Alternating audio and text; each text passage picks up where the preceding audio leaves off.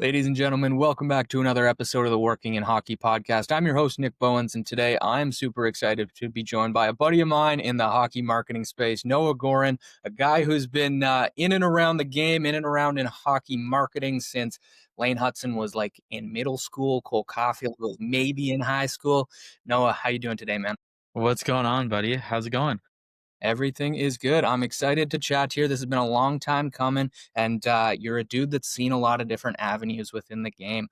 Notably, live social contributor for the NHL. You've worked in marketing in the AHL with the Laval Rocket. You've worked for CCM Hockey. You've done a ton of freelance stuff along the way. So a lot of different avenues that we can take this. But walk me through a little bit your career experience here. How did you first get started in the game of hockey? What was that initial role for yourself? Yeah, so to start, I really in Montreal growing up, we have kind of like a different school system. So did my John Abbott college days and stuff and was ready to go to university and wasn't really sure, what avenue I wanted to do. All I knew was really my number one passion in life was always hockey. How can I translate that to a career? I felt kind of lost, and um, thanks to the support system around me, thanks to my mom, she found the sports management program at Brock, and I was lucky enough to get in. And from there, what I found like from day one of that program is they do a great job, really, you know, bringing you in and showing you what's possible, whether it be through guest speakers in your lecture, job opportunities, and all that. And right away, I was trying to take advantage as much as possible. They set us up. We got lucky my first year. Maybe I'll date myself a bit, make myself feel old, even though I still feel like I'm 21. One of my first volunteer opportunities away from home was the 2016 World Cup of Hockey in Toronto. So not being too far, I got to drive down, work in the fan village. We had some autograph signings and being in and around the environment outside and in the arena, I really got to see and have a good idea of the impact of the sport at that time. Yes, it was in Toronto, but there were fans from all over that were coming in, and I got to see Ovi play for Russia and Hank play for Sweden and all these guys that I looked up to. And I was like, okay, this is it. I need to be a part of it. And I decided to try and stand out a little bit. I took what I thought was a unique approach at the time, and I um, printed out my CV, my resume. I took the time to find, I believe it was a dozen people in and around Montreal in particular, because I was going back home for the summer, and reached out to them, whether it be they were working for the Canadian, the Montreal Alouettes in the CFL, the at the time now is CF Montreal in MLS and all that stuff. And I did the brown envelope style. I personally signed, sent it by mail, and I got lucky that one of the guys that I sent it to forwarded it along. Basically, I got the chance to speak with some people at the Habs, and they were like, "Hey, I don't know if you realize, but we're moving our AHL team over from St. John's, Newfoundland, down to Laval, so that it's closer to home. Maybe I can put you in touch with the team there." And from there, I met some amazing people, and basically did an internship with them and came back to school and was like, I know what I want to do. Can you help me fast track it? Because they said I got a job waiting for me after my internship, and I don't want to waste that opportunity.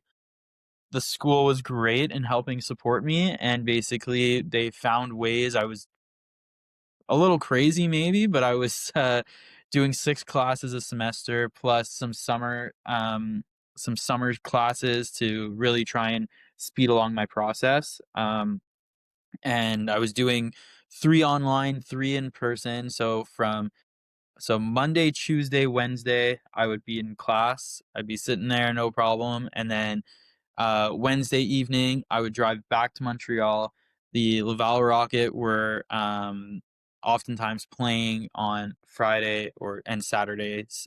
So I'd be in town, I'd see my family, see my girlfriend at the time, now my wife, and really just grind it out and then drive back to go and finish my degree. So definitely wasn't easy, but in terms of the start, I really was like, you know what, let's try and make this work. And um, you know, I just really worked hard and was able to be a little lucky on the way.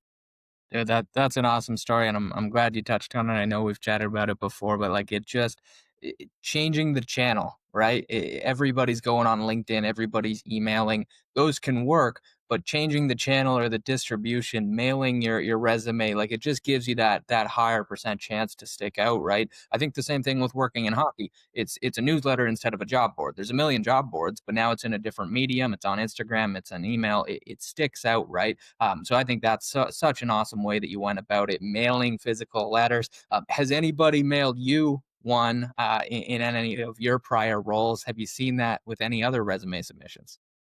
I can't say that I got any resumes per se, but I will say that there's been some unique people that have approached me in different ways. And what I think is like the number one thing for me is I'm really always impressed because I'm like this as well with people that, you know, they try and get both feet in when they only have one. So, whether it be when, I was a young marketing coordinator for the Rocket and one of my roles was, I would oversee the game night staff. So all those people that are, handing you out the giveaways or running the intermission activations and whatnot, like, I would help build their schedule, give them assign their roles, make sure they were following the rules. And one of the guys from there was a really nice guy. His name is Nick, Nicolas Raffin, and he basically approached me one day and was like, "Hey, I just want to let you know that I'm thinking of becoming a videographer. I would really love the experience and whatnot. If we can find a way to make it work, I would love to. Like, I really don't want to step on any toes, but this is something I'm into." And perfect. It was just in the back of my mind, and because he took that initiative and took the opportunity that was basically he had one foot in the door, so why not try and get both? Um, our video team was busy producing like 2 or 3 different videos on a singular day. There was only one day that we really needed an extra person, and I was like, "You know what? I have his number. He's familiar with us. Let's give him a chance." And now, and I'm not saying at all by any means that this is because of me. Um, Nick is amazing, and we work on a bunch of projects. I've brought him jobs every single place that I go, freelance, CCM, Laval, but he is now doing it full time. And I think to me, like that's the biggest thing is like I said, he saw an opportunity, he took it. So even though it wasn't, I wasn't getting a physical envelope on my desk or anything.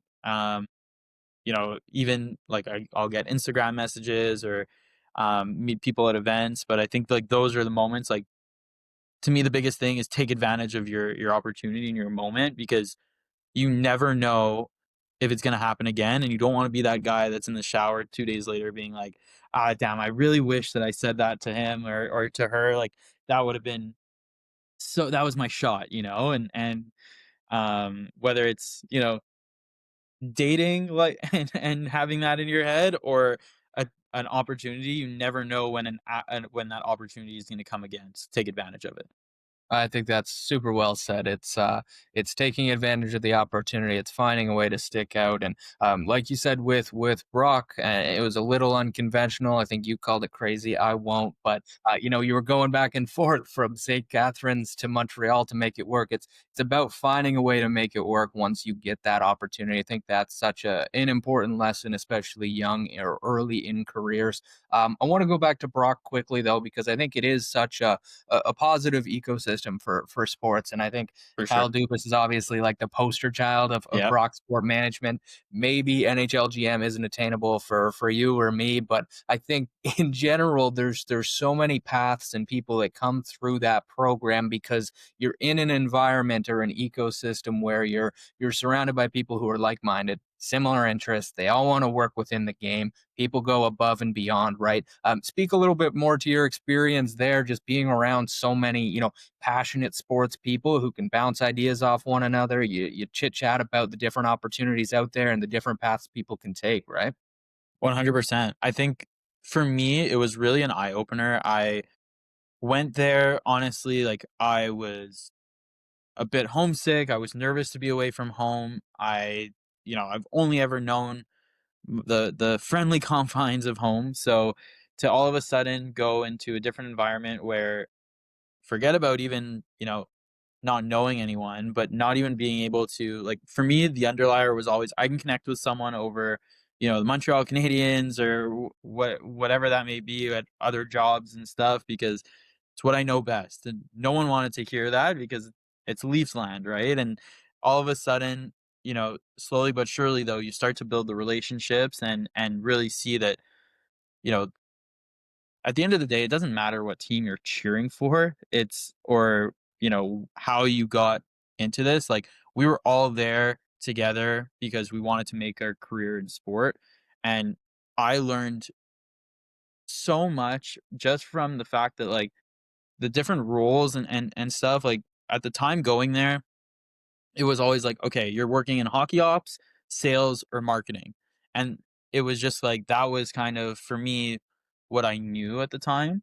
And then I remember my first day we're sitting there and they're talking about governance and they're talking about sport finance and then I had a sport law class and we're also looking at you know PA stuff. So we had like a mock essentially a mock arbitration trial where one side's representing the team, one side's representing the player, and you're learning about negotiations and stuff like that. And it was so interesting because then as you're going through the experience and you're going through it with similar classmates along the way, you're building the relationships and friendships and um it's really it builds the foundation not only for what you're gonna retain and learn going forward, but also how to properly network.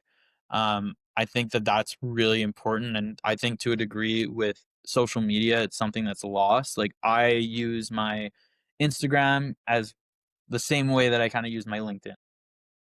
I'm not a huge poster because I'm always posting on someone else's page.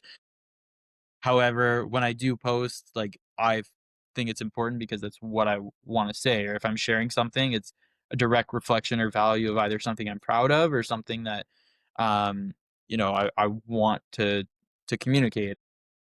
Similarly, like, you lose that a bit when you're not doing in-person, networking because people are getting anywhere from dozen to hundreds of emails LinkedIn messages a day. So building an in-person foundation, going to events, going to these things I learned was extremely important and it brought me a lot of opportunities. I mean, I did some stuff with a junior C team in St. Catharines, the Riverhawks.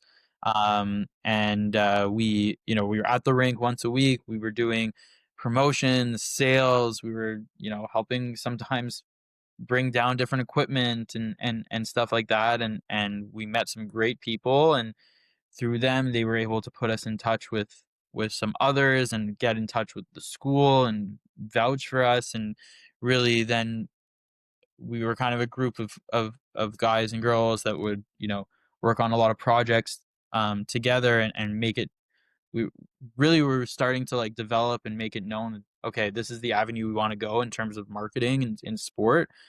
And yeah, it's really cool to see now also that a lot of the people that I went to school with, even if I don't get to talk to them all the time, like we're all doing our things, whether it's in or around sports, and it's really fun and cool and rewarding. Yeah, I think the networking piece you touched on there is huge, and honestly, I'll probably take some of your answer there to promo our next working and hockey networking event. But like you said, it's being in person with people with the similar interests and passions, and you're all kind of pulling on the same rope, right? Like dude, I mean, you get to go to cool events, you get to work with cool companies and freelance gigs through our careers, but like when, if ever, have you ever been in a room with that many like-minded people since, right? Like school is that ecosystem and I say it probably every episode, but I try to harp on that as much as possible because the opportunity when you're in school, you're in that classroom with 60 to 120 people who want the same job as you, like that's special. 100%. And I gotta say, like, anyone that really knows me for a long time knows I'm not a school person at all in terms of like I'm a very hands-on person. I like to be in the trenches, show me how I'm doing it. I'm not one that like traditionally likes to sit there with my, paper and reread my notes and all that, but being in that environment and like I had moments where I'd be stressing out and then like how am I going to pass this exam? I don't know the material and then I'd like take a moment and be like, okay, this is you're lucky. You're still doing this in a sport environment.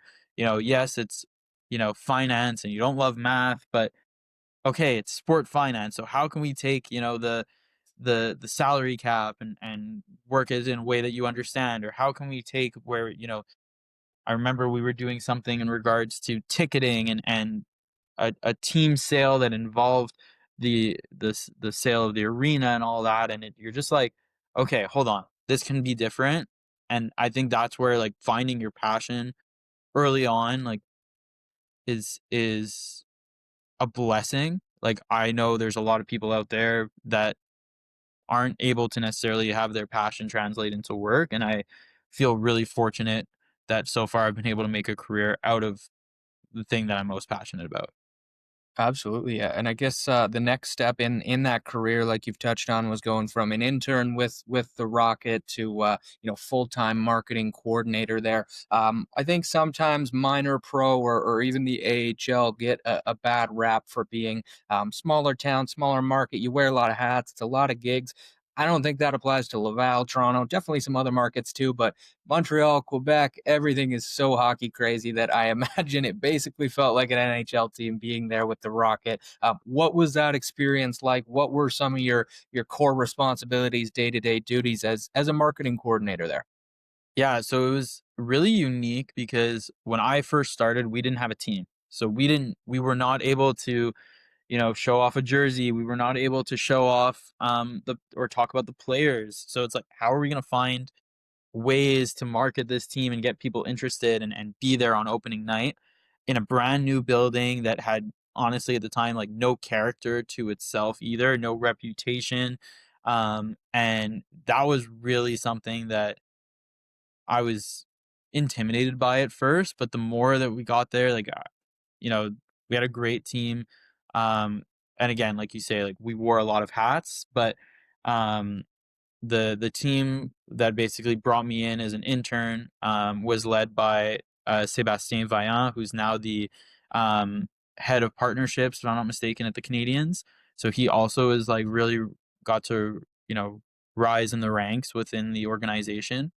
And from the moment that I got there, he was very much like, "I'm not gonna ask you to do anything that I wouldn't do myself, and like just know that there's a lot going on, obviously, but we're gonna make it work and we're gonna figure it out, and you can lean on me for anything." And from there, I was like, "Okay, if he's telling me that, then like I'm not gonna be able to complain. I can't say like, man, this sucks that we're here, at 11 p.m. on a Tuesday night knowing that we have a game the next day, but if he's right there next to me, then how who am I to say anything, right?" So, um, yes, we wore a lot of hats. I started out doing stuff like fan engagement. So, some of the most fun times were sitting in the boardroom and thinking about, okay, what are we gonna do for this intermission game or this TV timeout in game? I would do some stuff that like I mentioned earlier, I would be responsible for some of the game night staff. We had little things that, you don't even think of, like, when you have TVs um, or mapping in the concourse, what are you gonna put on it and who's gonna put that together? And, slowly but surely as we went, you know, I started in 2017, so as we got into, like, 2018, 2019, social media was just getting bigger and bigger and bigger, and, there were some different events going on around the team, and they asked me if I would be willing to support a bit more, on the social side, and I was really excited by that. I liked the idea of, getting to be a bit more creative. That was the parts of those other responsibilities that I really liked.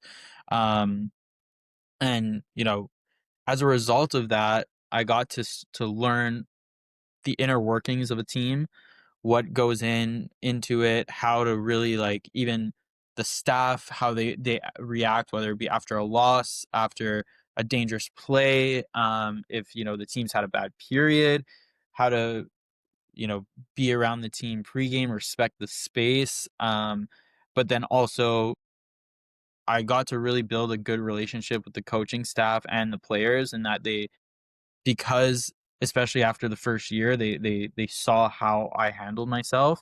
They started to trust me, and then as a result, we got to get a lot of really cool content that other teams weren't getting, whether it be just even like reactions and reacting to my camera or phone that I was using at the time, um, or just being able to be closer to the team and having moments like that. We started to really have some good success over there, and then talk about wearing a lot of hats.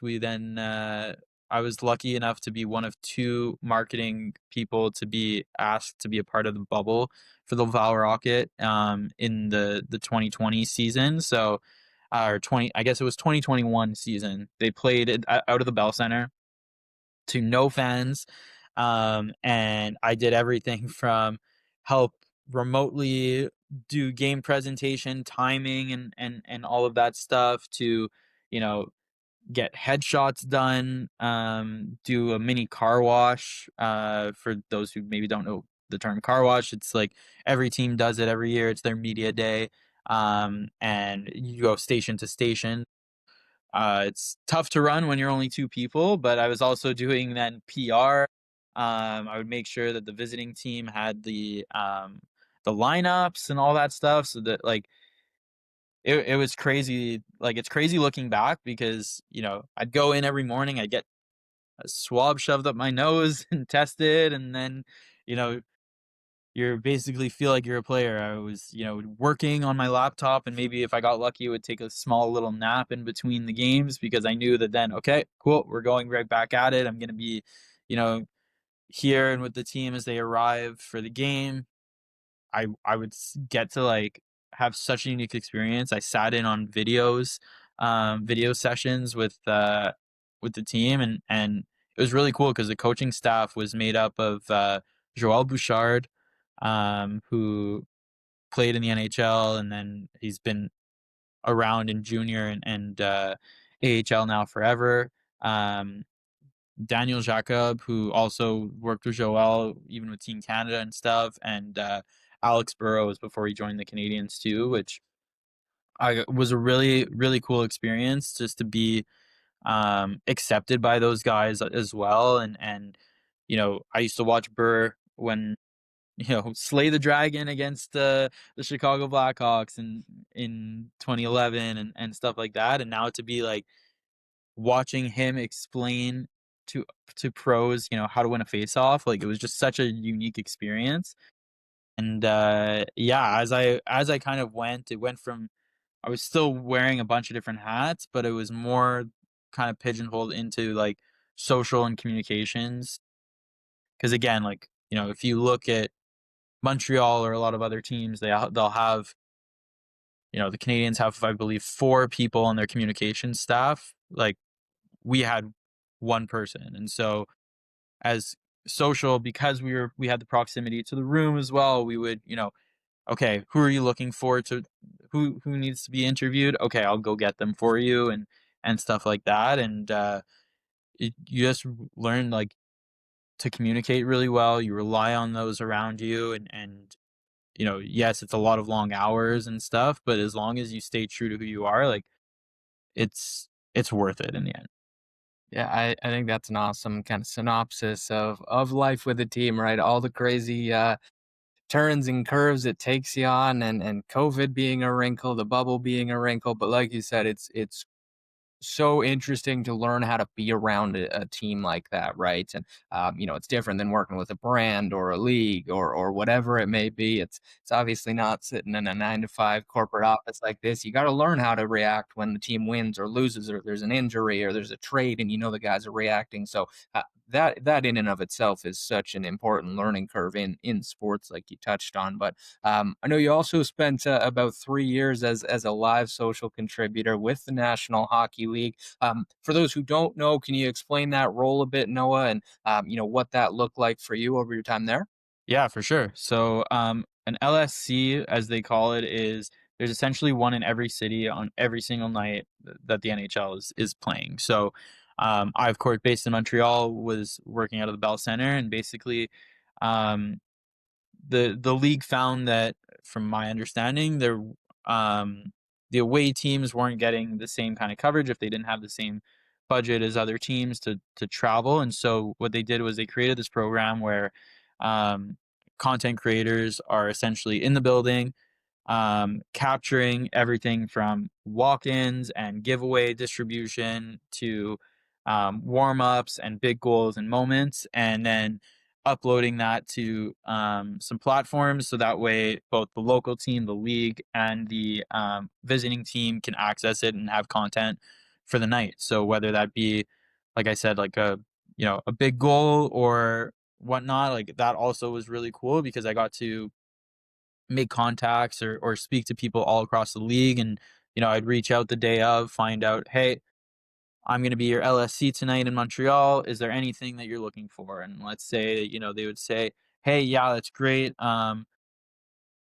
Philip Forsberg is looking to score his 400th goal tonight, or whatnot, can you make sure that we have some photo or video should he do it? And okay, perfect, I'd you know write it down and keep an eye out. And how to that too, we got to be behind the scenes a lot of the time, and you develop relationships. The one thing I'll say to anyone that's working in content, and especially in a live game, and I think any LSC would agree with me, is the security guard is your best friend. And I really like to talk to people at the rink. We're all there for the same purpose. And I think it's important to, treat the GM the same way that you would treat the janitor, kind of thing. And I got to know some of the security guards around the Bell Center, Brossard, Laval, um, and it really it helped me out. I was able to be behind the scenes to capture some really cool moments, whether that be, at the time, Jeff Petrie was on the team, so having his boys run up and give him hugs pregame and getting to capture that for the Canadians was cool. Or getting to, there's a player making their NHL debut, getting to be like right there and like next to the tunnel as he's, hitting the ice. That's the moments and things that if you don't build those relationships, you're not going to get. Um, and yeah, honestly, like I stopped doing it part mostly just because between the Rocket and this and everything, like I was basically at the rink 24/7 and felt overwhelmed to a degree. But I I miss it still. I love, going to the games now and seeing what gets uploaded. I'm like, "Oh, I know, that's from this creator in Buffalo, shout out Nick." Or that, here or there. And as a result, I've even have used LSCs as freelance people since. Like, there's an amazing photographer out of Boston. I don't know if anyone knows China, but she is fantastic. And she and I kind of started around the same time, and I had her contact info and reached out to her when I was doing an event and needed a photographer in Boston. Absolutely crushed it as always. And yeah, again, like that's just one example of like you never know the impression that you're gonna make or when you're gonna need to reach out to someone. So Yeah. make sure you Yeah. take advantage. Such a cool role and program by the league, honestly, like you said, to get that coverage, the reason they do it, and you know, you talk about getting those special moments of Petrie with his kids or a player making his first debut. Like that's so cool for the average fan on social, for the diehard fan of the team, for the opposing team, for the family. Like they probably have those videos saved on their phones, right? Like those special type of moments and pieces of content, those live forever in so many different ways. And you know, as a fan of the game, and I know you'd say the same, like it's great that the league focuses on those and has people in every building every night to capture those moments because that's the stuff it's all about at the end of the day. But I want to get into your role with CCM there as well, managing social media and content. I think that's probably a very different role than working for a team or a league like the LSC opportunity. Tell us a little bit about you know, your role with CCM working for a brand as opposed to the team day to day reacting to trades, signings, goals, etc. So it's definitely different. You know, I made the decision. They had an opening and you know communicated back and forth a little bit, and I realized you know okay maybe it's time to try the other side of it as I was you know like I said spending a ton of time at the rink. Uh, I don't live necessarily far, but not close either to Laval, so it was a little bit of a trek every day. And as I was kind of going through it, I was like, you know, it would be a really cool opportunity. CCM's a heritage brand in hockey, over 125 years of history and everything.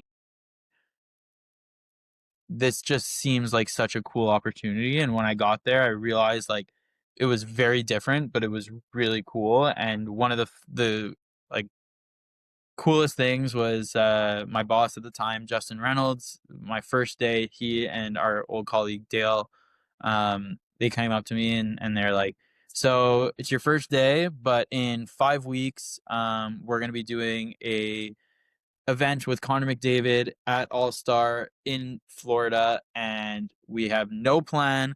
We have no access or anything. So what are you gonna do?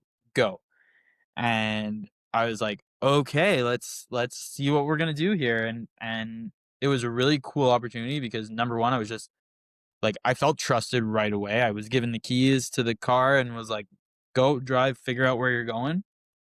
And from there on, I was like, you know, in a really unique spot because whatever I was gonna do, I knew it was gonna be a reflection of me and it was gonna kinda set the standard as well for what I was looking to do, so, I used some contacts, like, I had used, you know, my email and stuff and reached out, was able to get an accreditation, through the league to be at the event, so we were able to cover everything from unique goalie pads that were being worn, on the ice of the event, our roster of athletes that were participating. It was cool because it was the first time that Sid and Ovi had been at an All Star together in quite a while, so there was a lot of attention around there too. So to be able to do that was awesome, and it kind of made me realize, okay, you're still gonna have those big moments and the rush. You just need to realize, okay, where does it make sense for the brand versus like you're where when you're working for the team, you're in coverage mode all the time. So no matter what's going on, you're covering it. Whereas here it's like, okay, how do I balance the fact that, you know, we just released a stick this morning and I need to push that stick, but then also I'm at an event where, you know, the best hockey players on the planet are going to be, you know, doing silly moves and stuff and like how can I balance that out? And so I learned a lot as a result. We did some really cool things. We hosted some cool events. We did Hockey House, which I know obviously you've been to.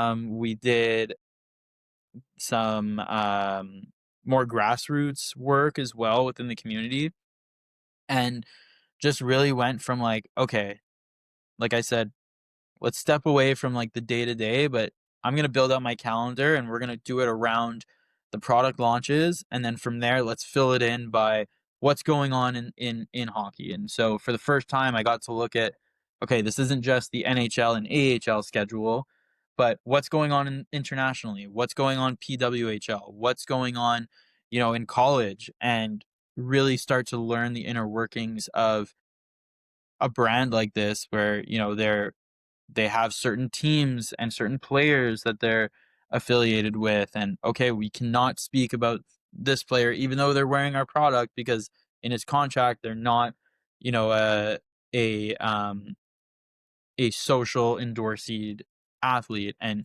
how do we balance that? How can we still make sure that we're creating content and being a part of the biggest moments? And so again, we did a lot of stuff with freelancers that were in local markets. We did a lot of stuff with creators. I felt really lucky. Shout out to Lucas because, starting out, we had no when I got there, there was no creator anything that was going on. I got there just after the first hockey house. There was, I believe, I want to say maybe half a dozen creators that were really at that first hockey house. Yourself, Pavel Barber, hockey reviews, among others. And I looked at it and I was like, okay, how are we going to build? How can we kind of get this going? And I was doing it myself for the first bit, and then kind of got the green light to start working with Lucas more and more. And he and I were really able to work.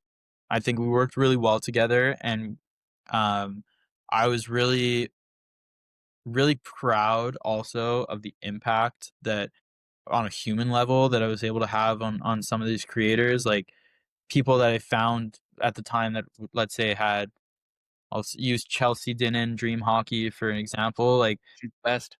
she's awesome, and when I first started CCM, she had, like, 20 something thousand followers, which is awesome, and I was like, "Come, let's we need a woman's voice." Same thing with Annie, Sweet Annie OD.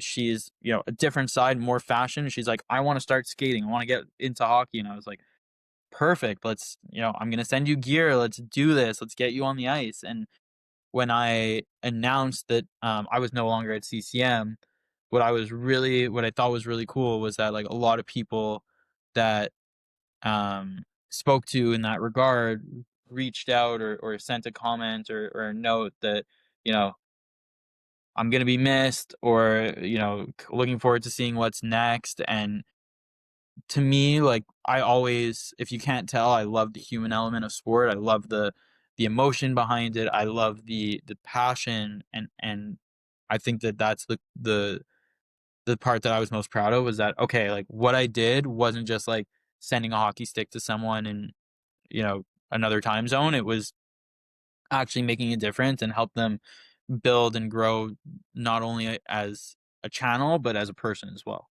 Yeah. 100%. I think that's I genuine and relationship building, and I think we've touched on it through every role and your time at school too. Like, that's such an important part of the industry because at the end of the day, it's a small world, it's a small game. Word gets around, you talk to different people, you meet different people at these events like that. Those relationships that you build with creators, fans, players, etc., those live on forever, and that's awesome to hear. You've been in marketing game for a while here now, Noah. A lot of evolutions from, when you and I were first in high school, hopping on Instagram and Twitter to then, changes through 2018, 2019 on those apps to then TikTok comes out to COVID impacts to now what we see today when everybody and their grandma is a creator making content online. What's next in the world of marketing? What are you focused on right now as it pertains to, media and marketing in the game of sports? How do you see it continue to evolve here? Well, I think the number one thing that we're seeing is, like you say, everyone and their grandmother is a content creator, but the different niches are so interesting and so important. So you could have someone, let's say, you know, we could line people up, and I can use names that I've mentioned. So let's use, yourself, Elsie, me, um, let's say retro hockey, all you guys are all under the same umbrella in theory of being hockey content creators.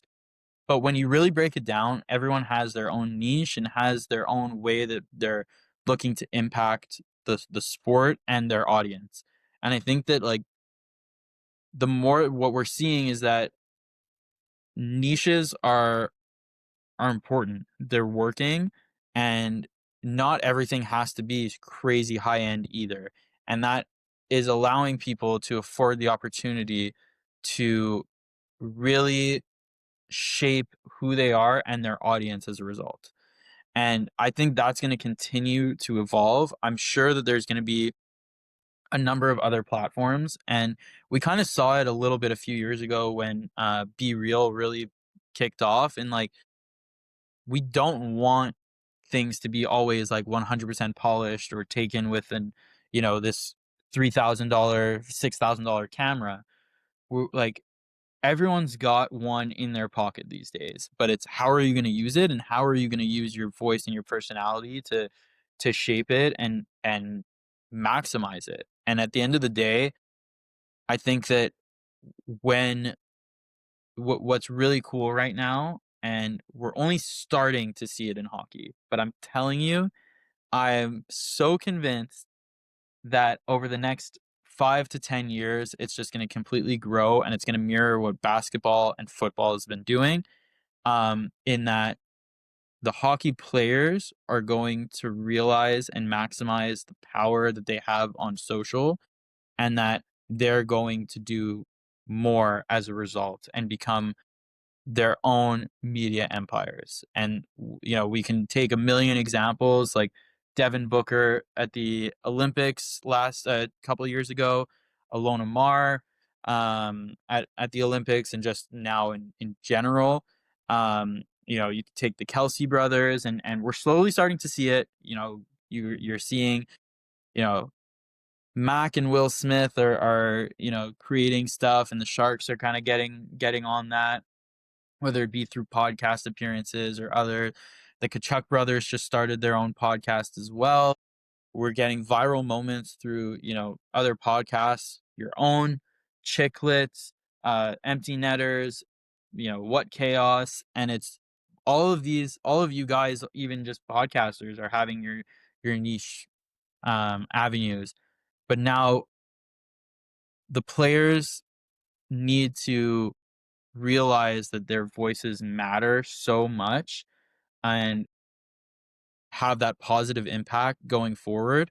Because if not, then hockey is going to be stagnant, and that's not what anyone within the sport or even within the business side of sport wants.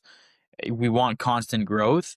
And if you're telling me that there's, millions of people that are accessing these other athletes in other sports on their phones, as hockey players, as agents, as teams, need to do a better job of insulating these players to make sure that they're comfortable, because it's not something that comes natural to everyone. It's not something that's comfortable.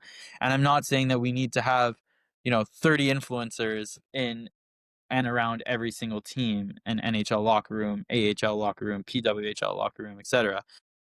I think it's important, though, that the players that feel comfortable, that can maximize their personalities, are able to, because they're the ones at the end of the day that people are coming to see. You go to any rink these days, whether it's going to be, you know, San Jose, you're seeing like Celebrini and Will Smith on all the sweaters. You're going to Toronto, and we got Willie Styles, and you got Austin AM34 on every second person. I was in Montreal the other night at the Bell Center, and I kid you not, I would have been completely destroyed if I took a drink for every Lane Hudson and Ivan Demidov jersey that I saw. The players right now have the power and have the draw, and it's up to them now to push it forward to be able to maximize the next level of growth in content in hockey.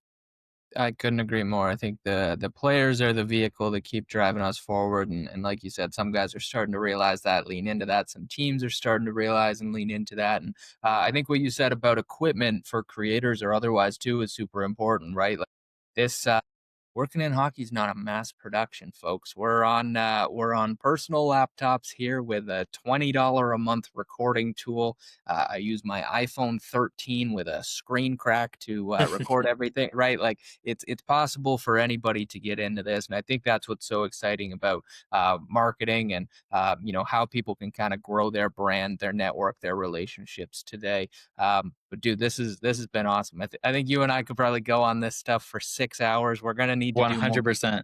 but you know the drill. The final question we ask everybody here, Noah, the best piece of advice you can give to somebody looking to start their career in the hockey industry. Be hungry. It's it's so cliche, but you got to be hungry. If you don't want it, you're not going to get it. Um, but I will say that there's so many people right now that are in like that, like 25 to 35 age gap in the sport, and every single person that I've spoken to is there because they've created an avenue, they create an opportunity for themselves that is not like the other. And as a result of wanting it and being hungry and being, ready to roll up your arms and roll up your sleeves, sorry, and get your hands dirty, like if you would have asked me, okay, do you want to stay up and until 2 a.m. moving, TVs out of the Montreal Alouette Stadium? I would have said no. But if you said to me on the other side, you're like, well, you're gonna get some experience working in sports. Do you wanna come be on the field team? Yeah, sure, no problem. And I did it, and it got on my CV. I made connections as a result, and I learned a lot. And man, let me tell you, I appreciated the arena staff and the stadium staff so much every time that I walk into a rink still, like, because it is hard work, and I wouldn't have known that if I didn't have that drive in me to keep going. So I'd say, like, for everyone that's looking for, to make a name for themselves within the sport, you'll find your avenue, you'll find what you're into, but be hungry and be willing to put yourself out there. That's well said, my friend. And again, I think there was so much insightful kind of advice and messages throughout the conversation here. Whether it's making anything work while you're at school, there to the networking, to the learnings through your different roles. I think this was an awesome conversation, and truly appreciate the time, Noah. If people have questions or want to add you to their Rolodex, where's the best spot to find you or reach out, my friend? Hit me up on Instagram, at Noah Goren. My name's there. You can find me, send me a DM or whatnot. And LinkedIn's I still use LinkedIn like I'm a dinosaur, but no, it's a great spot. I'm doing some different freelance projects and stuff, so always interested in chatting about this. I like you said, we can go on for another 5 6 hours easily. We can, and we definitely will here at some point. Really appreciate the time, Noah, and thank you guys for listening. Be sure to like, subscribe, and we'll see you next week for another episode of the Working in Hockey podcast. Thanks, buddy. That was great.